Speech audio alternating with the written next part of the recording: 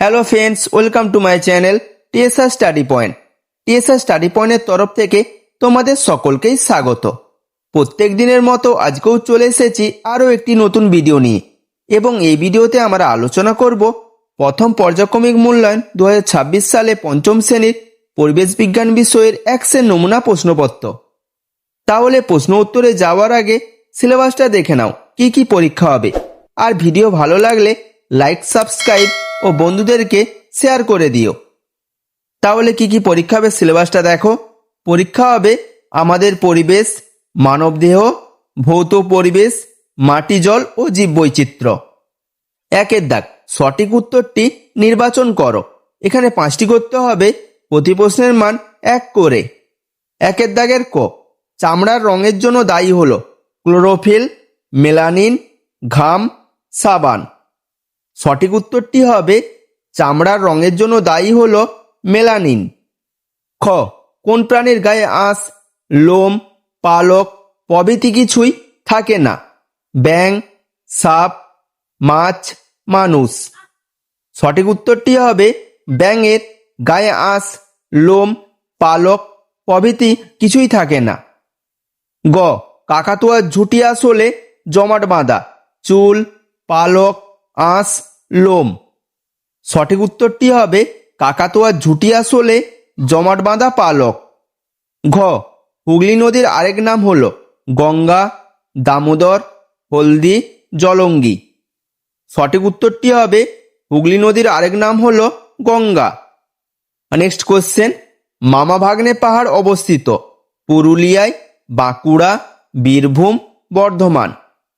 সঠিক উত্তরটি হবে মামা ভাগ্নে পাহাড় অবস্থিত বীরভূম জেলায়। নেক্সট কোশ্চেন, মাথাকে, ত্বককে, কানকে মানবদেহের বর্ম বলা হয়। সঠিক উত্তরটি হবে ত্বককে মানবদেহের বর্ম বলা হয়। 2এর দাগ, অতি সংক্ষিপ্ত প্রশ্নগুলির উত্তর দাও। এখানে 5টি করতে হবে, প্রতি প্রশ্নের মান 1 করে।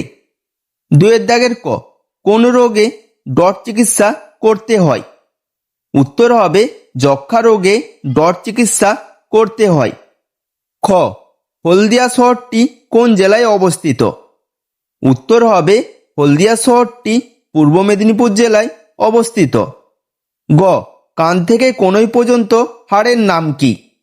উত্তর হবে কান থেকে কনুই পর্যন্ত হাড়ের নাম হলো হিউমেরাস। ঘ, আকর্ষ আছে এমন দুটি গাছের নাম লেখো। উত্তর হবে আকর্ষ আছে এমন দুটি গাছের নাম হলো লাউ ও কুমড়ো। নেক্সট কোশ্চেন, দেশের স্বাধীনতার জন্য লড়াই করেছেন এরকম দুজন স্বাধীনতা সংগ্রামীর নাম লেখো। উত্তর হবে দেশের স্বাধীনতার জন্য লড়াই করেছেন এমন দুজন স্বাধীনতা সংগ্রামীর নাম হলো ক্ষুদিরাম বসু, নেতাজি সুভাষচন্দ্র বসু। নেক্সট কোশ্চেন, ঈশ্বরচন্দ্র বিদ্যাসাগর মহাশয়ের জন্ম কোন গ্রামে? উত্তর হবে ঈশ্বরচন্দ্র বিদ্যাসাগর মহাশয়ের জন্ম বীরসিং গ্রামে। 3এর দাগ, শূন্যস্থান পূরণ করো। এখানে 2টি করতে হবে, প্রতি প্রশ্নের মান 1 করে। 3এর দাগের ক, ত্বকে রোদ লাগলে ভিটামিন ড্যাশ তৈরি হয়। উত্তর হবে ত্বকে রোদ লাগলে ভিটামিন ডি তৈরি হয়। খ, মানুষের দেহে মোট ড্যাশটি হাড় থাকে। উত্তর হবে মানুষের দেহে মোট 206টি হাড় থাকে। গ, পশ্চিমবঙ্গের ড্যাশ দিকে মালভূমি অঞ্চলটি অবস্থিত। উত্তর হবে পশ্চিমবঙ্গের পশ্চিম দিকে মালভূমি অঞ্চলটি অবস্থিত। 4এর দাগ, 2-3টি বাক্যে উত্তর দাও। এখানে 4টি করতে হবে, প্রতি প্রশ্নের মান 2 করে। 4এর দাগের ক, চামড়াকে আমাদের শরীরের বর্ম বলা হয় কেন? উত্তরটা দেখো, অনেকদিন আগে যুদ্ধে চামড়ার ব্যবহার হতো। গন্ডারের চামড়া দিয়ে ঢাল পোশাক বানানো হতো। এই পোশাক পরে বা ঢাল নিয়ে যুদ্ধ করলে সহজে আঘাত লাগতো না, তাই একে বর্ম বলা হয়। খ, কবে এবং কিভাবে বদ্ধজলায় মাছ চাষ শুরু হয়?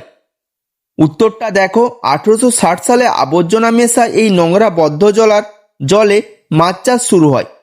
1918 সাল নাগাদ এখানে পাকাপাকিভাবে মাছ চাষ শুরু হয়। তারপর একসময় এখানটা মাছ চাষের বিরাট জায়গা হয়ে গেল। গ, ওআরএস বাড়িতে কি কি জিনিস দিয়ে তৈরি করা যায়? উত্তরটা দেখো, 1 গ্লাস জল 20 মিনিট ফুটিয়ে ঠান্ডা করে নেবার পর তাতে 1 চামচ চিনি ও 1 চিমটে নুন দিতে হয়।